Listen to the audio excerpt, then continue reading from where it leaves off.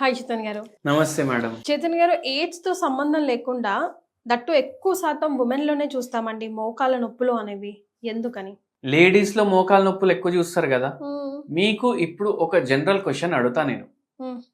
ఎక్కువ లావు ఉండేది జెంట్సా లేడీసా మీరు ఆలోచించి చెప్పండి. ఒక్క శాతం ఉమెనే కనిపిస్తారు. ఉమెనే లావు కనిపిస్తారు కదా. ఉమెన్ లావు ఉన్నప్పుడు ఏమైతుందంటే వాళ్ళ మోకాల మీద బరువు కూడా ఎక్కువ పడుతుంది కదా. లావు వల్ల ఏముంది చేతన్ గారు, ఈవెన్ లైక్ ప్రెగ్నెంట్ ఉన్నప్పుడు కూడా ఆ బరువు ఎక్స్ట్రా బరువు అవును, పడాలి. అందుకే కాళ్ళు కూడా లాగుతాయి కదా ప్రెగ్నెన్సీలో.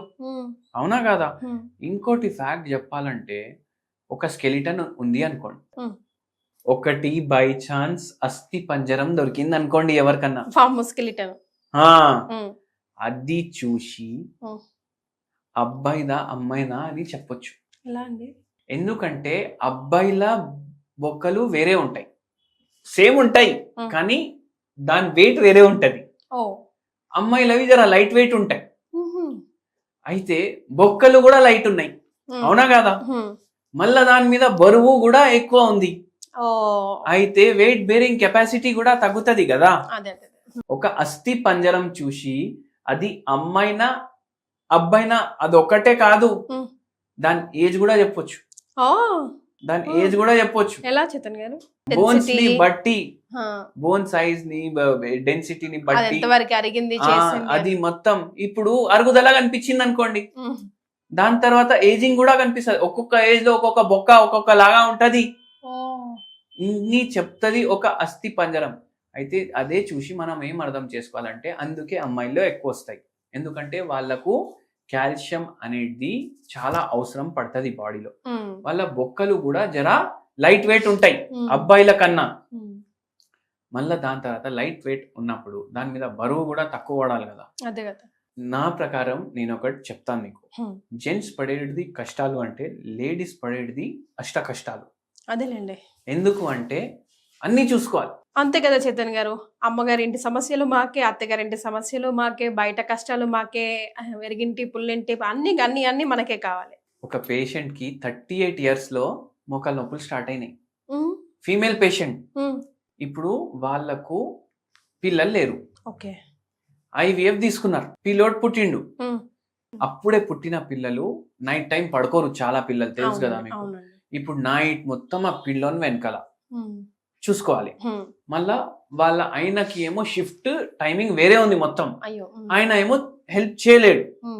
మళ్ళా మార్నింగ్ 4:30కి లేచి స్నానం చేసి దాని తర్వాతనే వండాలి. ఇది రూల్స్ కంపల్సరీ ఉండాలి. మళ్ళా మధ్యాహ్నం పడుకోవద్దు ఇంట్లో.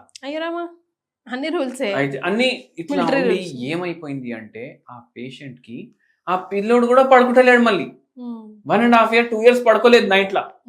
దాంతో ఇప్పుడు ఇల్లు చూసుకోవాలి, వంట చూసుకోవాలి, పిల్లోని చూసుకోవాలి, అన్ని చూసుకోవాలి. ఇవన్నీ అయి ఆర్థరైటిస్ స్టార్ట్ అయింది. అయ్యో. మళ్ళా దాని తర్వాత ఏంది అంటే, పిల్లోని వల్ల ఇప్పుడు జాబ్ కూడా చేయడానికి వస్తలేదు. ఇంకా 100 మాటలు అందరు చెప్తున్నారు. ఇప్పుడు జాబ్ లో ఉంటే ఏంది, జాబ్ లో కూడా వీళ్ళకు స్ట్రెస్, ఇంటికి వస్తే హస్బెండ్ ది స్ట్రెస్, అత్త అది స్ట్రెస్. మళ్ళా దాని తర్వాత వీళ్ళ ఉన్న కోరిక ఏది ఇంకా మర్చిపోవాలి. అదే అంటున్నారు, నాకు జీవితం ఎట్లా అయిపోయిందంటే నా పర్సనల్ కోరికలు ఏం లేవు, మా హస్బెండ్ కోరికలే నా కోరికలు, మా అత్తయ్య మా అమ్మయ్యకి ఏం కావాలి అదే నా కోరికలు, ఇంకా ఏం లేదు, నాకు ఫుల్ స్ట్రెస్. ఇదే ఉంటుంది, ఎవరికి చెప్పుకోవడానికి కూడా వస్తలేదు. అమ్మ కూడా చెప్పలేదు, ఎందుకంటే వాళ్ళకు కూడా ముసలితనం వచ్చేసింది, వాళ్ళకి చెప్తే వాళ్ళు బాధపడతారు. అయితే ఇవన్నీ ఉండి ల్యాక్ ఆఫ్ స్లీప్ వల్ల వస్తుంది కదా ఆర్థరైటిస్. ల్యాక్ ఆఫ్ స్లీప్ అయింది, ఎందుకైంది, పిల్లోడు పడుకుంటలేడు. మళ్ళా బై ఛాన్స్ నిద్ర వస్తే కూడా మళ్ళీ వాళ్ళు లేచినప్పుడు మళ్ళీ లేవాలి. దాంతో ఈ పేషెంట్ కి వచ్చింది ఇట్లా ప్రాబ్లం. అరుగుదల కూడా అయింది. మన దగ్గర వచ్చిండ్రు, ఏమైనా సమాధానం ఉంటుందా హోమియోపతిలో అంటే ఉంటది అనేసి మందు ఇచ్చినాం.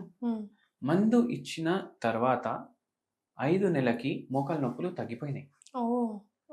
మళ్ళీ దాని తర్వాత ఆస్టియోఆర్థరైటిస్ 1 year లో పూర్తిగా తగ్గిపోయింది. సూపర్. అయితే ఏంటంటే ఏజ్ కూడా తక్కువ ఉండే అనుకోండి, కానీ పూర్తిగా తగ్గింది. ఆ పేషెంట్ కి దాని తర్వాత నుంచి ఈ రోజు వరకు మోకాలు నొప్పులు రాలేదు. 12 ఏళ్ళు అయిపోయింది మనం ట్రీట్మెంట్ ఆపేసి కూడా. సూపర్. అట్లా ఉంటది హోమియోపతి. ఈ పేషెంట్ కి ఒక హోమ్ రెమెడీ కూడా చెప్పినాం, మీ అందరితోటి షేర్ చేసుకుంటాను నేను. గుడికి పోయినప్పుడు తీర్థం ఇస్తారా లేదా? తీర్థం టేస్ట్ లో మీకు కర్పూరం టేస్ట్ వస్తుందా లేదా? వస్తుంది. అంటే కర్పూరంలో మెడిసినల్ ప్రాపర్టీస్ ఉంటాయి, అందుకే దాంట్లో కలుపుతారు. తులసి కూడా వేస్తారు గుడిలో, తీర్థంలో. ఎందుకు వేస్తారు? దాంట్లో మెడిసినల్ ప్రాపర్టీస్ ఉంటాయి. మీరు కూడా ఏం చేయండి అంటే 2 తులసి ఆకులు, ఇంత కర్పూరం, ఏది పడితే ఆ కర్పూరం తినొద్దు, భీమసేని కర్పూరం, ఇవి దంచుకోండి 2 కలిపి. దంచిన పాత్రంలోనే కొంచెం నీళ్లు వేయండి, ఇట్లా కలుపుకోండి. అది డైలీ తాగండి. ఓకే. తులసి తోటి మీకు యాంటీ ఇన్ఫ్లమేటరీ ప్రాపర్టీలు ఉండడం వల్ల కొంచెం నొప్పి కూడా తగ్గించడానికి హెల్ప్ చేస్తాయి, బాడీ కూడా రిలాక్స్ చేయడానికి హెల్ప్ చేస్తాయి. ఓకే. దాంట్లో అడాప్టోజెనిక్ ప్రాపర్టీస్ ఉంటాయి తులసిలో. ఈ భీమసేని కర్పూరంలో ఇది మేము హోమియోపతి మందులు కూడా చేయడానికి యూజ్ చేస్తాం. క్యాంఫోరా అనేసి మందు ఉంటది, ఇదే కర్పూరం తోటి ప్రిపేర్ చేస్తాం. ఇది మీకు డైజెస్టివ్ ప్రాబ్లమ్స్ కి కూడా చాలా మంచిగా పనిచేస్తుంది, క్యాంఫోరా మందు కూడా. ఇది కూడా మీరు చేసి వచ్చి కమెంట్ చేయండి, 5 రోజుల్లోనే మీకు కొద్దిగా రిలీఫ్ మాత్రం ఉంటుంది.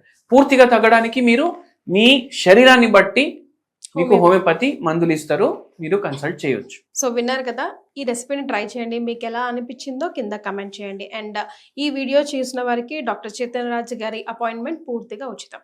Thank you so much. Thank you madam.